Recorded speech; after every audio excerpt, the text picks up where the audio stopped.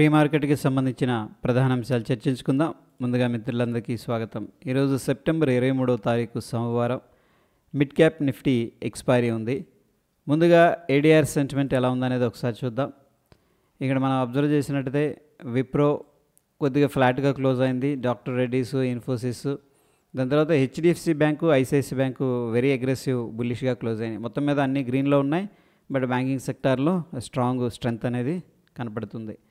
Indian indices ఎలా perform చేసినాయి అనేది ఒకసారి చూస్తే పిఎస్యు బ్యాంకులో కొంత ప్రాఫిట్ బుకింగ్ జరిగింది.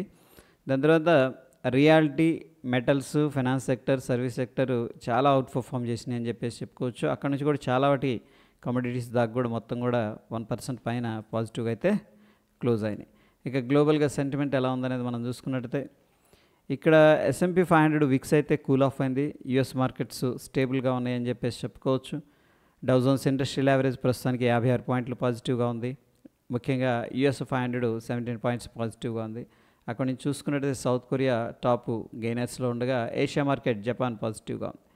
సో బ్రాడర్ పిక్చర్లో మనం చూసుకున్నట్టయితే అన్ని ఇండిసెస్ కూడా, గ్లోబల్ ఇండిసెస్ కూడా పాజిటివ్గా ఉన్నాయి. ఇక ఎకనామిక్ క్యాలెండర్ విషయానికి వస్తే నిన్నటి రోజున ఎటువంటి ఈవెంట్స్ లేవు. ఈరోజు హాలిడే ఉంది జపాన్కి, ఆటమ్ ఈక్వినాక్స్ సందర్భంగా. S&P global US manufacturing PMI data అనేది యుఎస్కి సంబంధించిన డేటా రిలీజ్ అవుతుంది. అది ఈవినింగ్ 7:15 అది మనం వాచ్ చేయాల్సి ఉంది. అదేవిధంగా సర్వీస్కి సంబంధించిన PMI డేటా కూడా S&P గ్లోబల్ వాళ్ళు రిలీజ్ చేస్తారు. ఆ డేటా అనేది ఫండమెంటల్గా వెరీ ఇంపార్టెంట్ డేటా.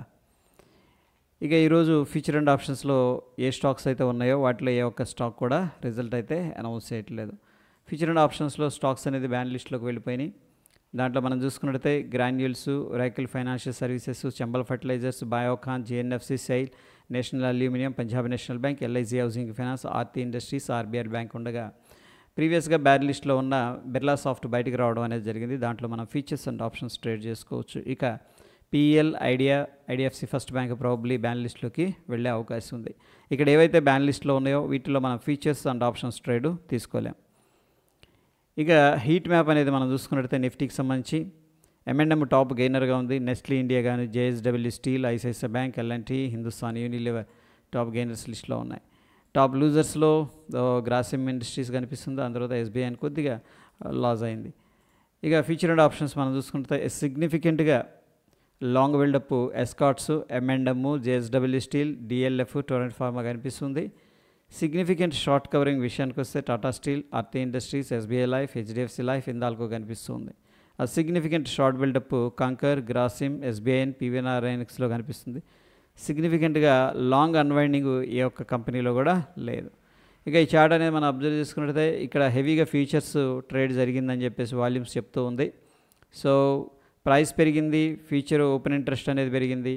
టోటల్గా మన ఇంటర్ప్రిటేషన్ అనేది తీసుకున్నట్టయితే మొన్నటి రోజున శుక్రవారం లాంగ్ బిల్డప్ జరిగినట్టు చూపిస్తూ ఉంది.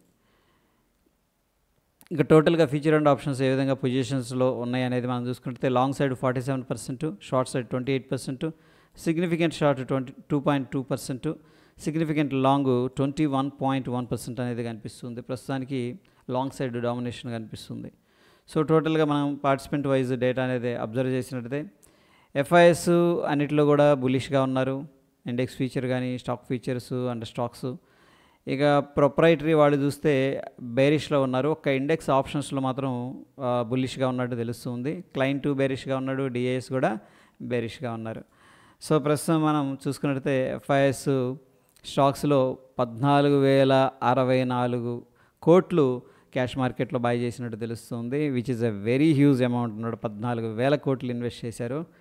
ఇక DIS విషయానికి వస్తే 4,427 కోట్లు క్యాష్ మార్కెట్ నుంచి ఎగ్జిట్ అయినట్టు తెలుస్తుంది.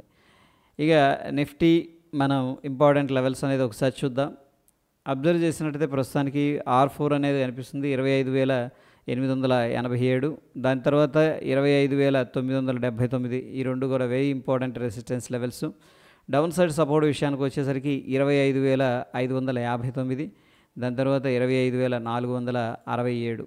మిడ్ క్యాప్ ఎక్స్పైరీ ఉంది కాబట్టి ఒకసారి దాని యొక్క లెవెల్స్ కూడా చూద్దాం.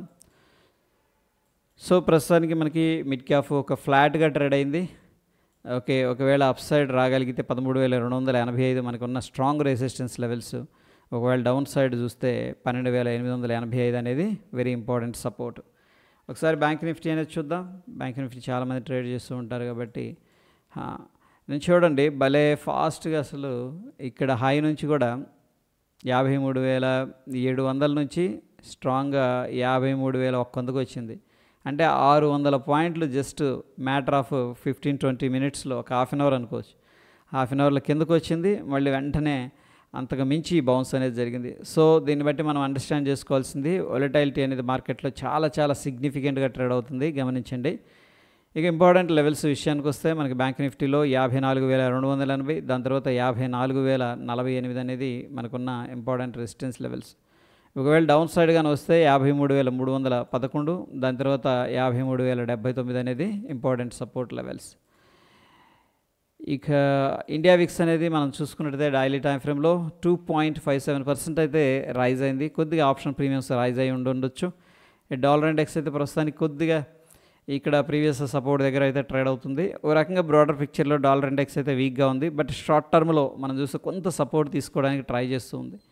యుఎస్ మార్కెట్స్ ఫెడ్ అవుట్కమ్ తర్వాత కొద్దిగా బుల్లిష్గా మూవ్ అయినాయి. మొన్నటి రోజున కొద్దిగా సైడ్ వేస్లో ట్రేడ్ అయినాయి. ప్రస్తుతం అయితే బుల్లిష్గా మూవ్ అవడానికి ట్రై చేస్తుంది. ప్రస్తుతం మనం చూస్తున్న సమయానికి 99 పాయింట్లు పాజిటివ్గా కనపడుతుంది. నిఫ్టీ ఆల్ టైమ్ హైలో కనపడుతుంది. అండ్ బ్యాంక్ నిఫ్టీ ప్రీవియస్ ఉన్న రెసిస్టెన్స్ చక్కగా బ్రేక్అవుట్ అయింది. ప్రస్తుతం మనకి గిఫ్ట్ నిఫ్టీ అయితే ఓపెన్ అయింది, కొద్దిగా గ్యాప్ అప్ అయింది ఫ్రెండ్స్. ఓకే, సో చూద్దాం ఎంత డిఫరెన్స్ ఉంది అనేది ఒకసారి చూద్దాం. ఇక్కడ గిఫ్ట్ నిఫ్టీ చూస్తున్నట్టయితే 25,862 దగ్గర ట్రేడ్ అవుతుంది ప్రస్తుతానికి. నిఫ్టీ ఫ్యూచర్ వచ్చేసరికి 25,767 దగ్గర క్లోజ్ అయింది. సో దగ్గర మనకి ఒక 90 పాయింట్ల డిఫరెన్స్ కనిపిస్తుంది. దీంట్లో ఒక 30 పాయింట్స్ మనం తీసేస్తే, అంటే రెండింటికి మధ్య గ్యాప్ ఉంటుందన్నమాట. అందుకని ఓ 60 పాయింట్స్, అంతేనా, కరెక్టేనా, ఓ 60 పాయింట్స్ పాజిటివ్గా కనిపిస్తుంది. So based on the gift Nifty మనం గ్యాప్ అప్ అనేది ఎక్స్పెక్ట్ అయితే చేసుకోవచ్చు. ఈరోజు ఏమైందంటే గ్యాప్ అప్ అయింది, చూడండి, స్మాల్ గ్యాప్ అప్, పైకి వెళ్ళాడు కొద్దిగా, మళ్ళీ అక్కడ నుంచి కొంచెం ప్రాఫిట్ బుకింగ్ అనేది చేసుకుంటున్నారు. ఎనీహౌ ప్రస్తుతం సిచ్యువేషన్లో మనం ఒక గ్యాప్ అప్ అయితే ఎక్స్పెక్ట్ చేసుకోవచ్చు. కొన్ని స్టాక్స్ అనేది మనకి రెడార్లో ఉన్నాయి ఫ్రెండ్స్. దీంట్లో మనం చూసుకున్నట్టయితే doctor Reddy's, Mankind, Adani Total Gas, Aarti Drugs, BHL, HFCL, Vodafone Idea.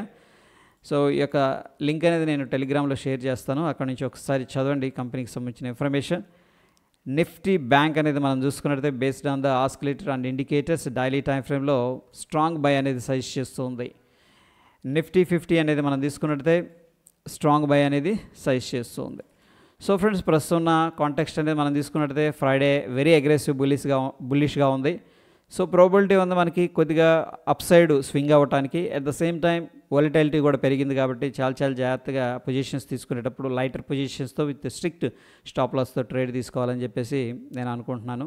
So that is all about pre market report friends. మరొక ఇంట్రెస్టింగ్ ఎపిసోడ్తో మళ్ళీ కలుసుకుందాం ఫ్రెండ్స్. లైక్ చేసి మీ యొక్క సపోర్ట్ అనేది తెలియజేయండి. ధన్యవాదాలు.